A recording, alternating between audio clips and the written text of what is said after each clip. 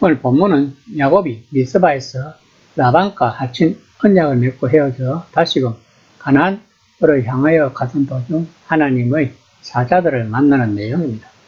본 단락에서부터 시작되는 야곱의 가나안 기항 후반부 기록에서 가장 두드러지는 내용은 야곱이 본래 자기의 것이었던 한 가문의 장자요 계승자로서의 축복을 부당하게 탈취당했다고 생각하고 살이까지 묻고 있는 에서와의 피할 수 없는 재해라는 일생일대의 위기에 처하여 하나님의 사람으로서 최선의 자세를 취했다는 사실입니다.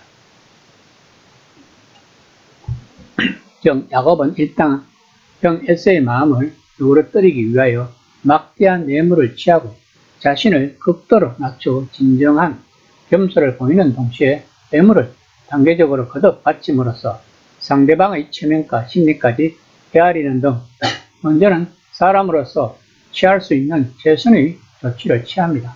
아울러 그야말로 하나님 앞에 생사를 걸고 간구하면서 모든 일을 결국 이루시는 분은 오직 하나님뿐이심을 인정하고 하나님께 매어 달리기도 하는 성도로서 균형 잡힌 자세를 보입니다.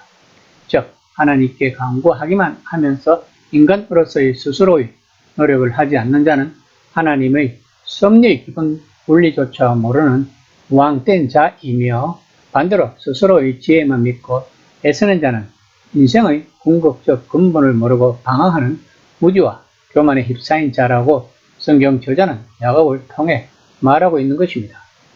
이처럼 인간은 위기에 처했을 때는 누구나 겸손해지고 진지해지게 마련입니다. 그러나 위기가 지났을 때 어떤 자세를 갖느냐 하는 것이야말로 위기를 통한 인격의 성숙의 정도가 나아가 그 인격의 근본 바탕의 실상을 보여주는 것입니다. 위기에 처했을 때는 그토록 간절히 메어 달리며 경건하다가도 그 위기가 지나면 곧 망각하고 과거의 잘못을 계속하는 자는 경박하고도 강교한 자란 것입니다. 물론 단 한 번의 시련과 징계로 완전한 성화를 이룰 수는 없겠지만 우리는 늘 과거의 시련을 기억하면서 겸손히 신앙인으로서의 성숙을 위해 애써야 할 것입니다. 야곱 또한 약복강 기도 사건을 통하여 가나안 땅에 무사 귀환을 하게 된 놀라운 체험으로 그의 신앙 인격이 결정적 전기를 맞이하면서 에서와의 화해와 가나안 귀환이 이루어진 사건은 오늘 또 우리에게 당신의 종들의 애타는 간구를 들어주시고 평탄한 길을 이끌어주시는 하나님의 존재와 사랑을 우리들에게도 베풀어 주신다는 것입니다. 즉 우리가 가는 길에는 본문에 나오는 하나님의 군대가 동행한다는 것입니다. 32장 1에서 2절입니다. 야곱이 길을 가는데 하나님의 사자들이 그를 만난지라. 야곱이 그들을 풀 때에 이르기를 이는 하나님의 군대라 하고 그 땅 이름을 마하나임이라 하였더라.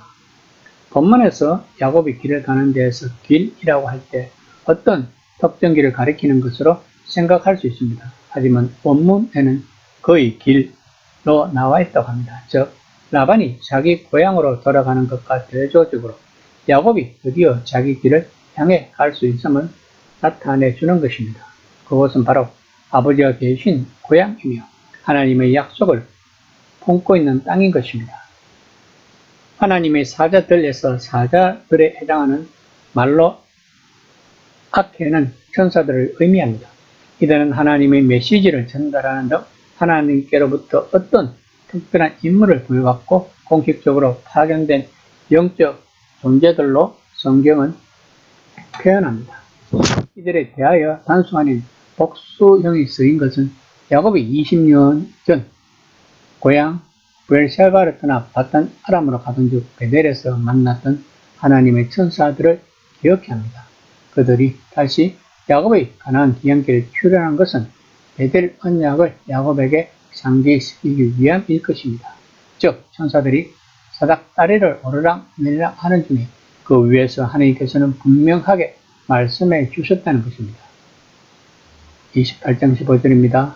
내가 너와 함께해서 내가 어디로 가든지 너를 지키며 너를 이끌어 이 땅으로 돌아오게 할지라. 내가 내게 허락한 것을 다 이루기까지 너를 떠나지 아니하리라. 천사들을 쳐다보는 야곱의 마음에는 베델 언약 이후 지금까지 하나님이 그와 함께 하고 계셨으니까 무사히 고향 땅으로 돌아갈 것과 장차 가나안 땅을 기업으로 받을 확신이 생겼을 것입니다. 또한 그를 만난지라에서 만나다에 해당하는 히브리어 파가는 도달하다, 이르다라는 의미를 가지고 있다고 합니다. 따라서 본문은 하나님으로부터 파견받은 천사들이 야곱을 만나려고 미리 계획을 세워 그에게 다가왔음을 보여주고 있는 것입니다. 그리고 본문에서 말하는 하나님의 군대는 하나님의 백성을 보호하는 천사의 무리를 가리킵니다. 야곱은 자기가 하란을 떠날 때 만났던 천사들의 정확한 역할에 대해 바로 깨닫지 못했습니다. 그러나 그들을 다시 만난 지금 야곱은 비로소 그들이 하나님의 사명을 받고 하나님의 백성을 위해 싸우는 군대임을 깨달은 것입니다. 그래서 야곱은 그들을 가리키면서 이들이 바로 하나님의 군대라구나 라고 말한 것입니다. 야곱은 지금 천사들을 볼 수 있는 영적인 눈이 열린 것이라고 본문은 말하고 있는 것입니다. 그 영적인 눈이 열리기까지는 야곱은 20년이라는 세월 동안 연단의 과정이 있었던 것입니다. 그러면 오늘날 또 연단의 과정을 무사히 마치면 천사들이 보일까요? 오늘날 성도들이 영안이 열린다는 것은 바로 하나님의 말씀인 성경을 문자적인 해석이 아닌 영적인 해석을 할 수 있는 능력이 생긴다는 것입니다.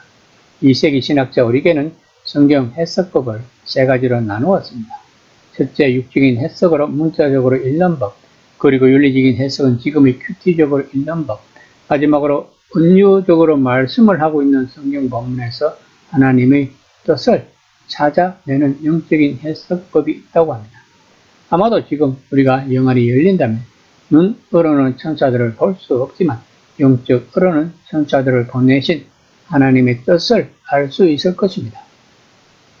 한편 본문에서 말하는 마하나임은 발 앞에 나오는 군대의 상수형이며 두 군대와 또는 두 진영이란 뜻입니다. 이는 한 곳에 머무르는 진영이 아니라 움직이는 진영을 의미하는 말입니다. 자신의 모든 여정과 함께 동행하며 지금 그가 서 있는 곳에서도 함께하는 그 하나님의 군대를 볼 때 야곱은 앞으로 자기가 향할 고향 땅까지도 함께 움직이며 보호해 줄 것이라는 확신을 가질 것이라고 성경은 말하고 있는 것입니다.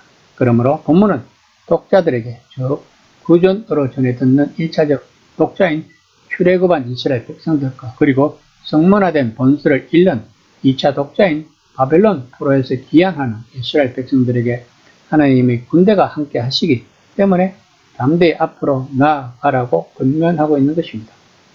마태복음 28장 20절입니다. 내가 너희에게 분부한 모든 것을 가르쳐 지키게 하라. 볼지어다 내가 세상 끝날까지 너희와 항상 함께 있으리라 하시니나. 이 시간 나는 과연 하나님의 군대가 나와 항상 함께 하고 있다고 느끼고 있는지 한번 생각해 보는 시간이 되었으면 합니다.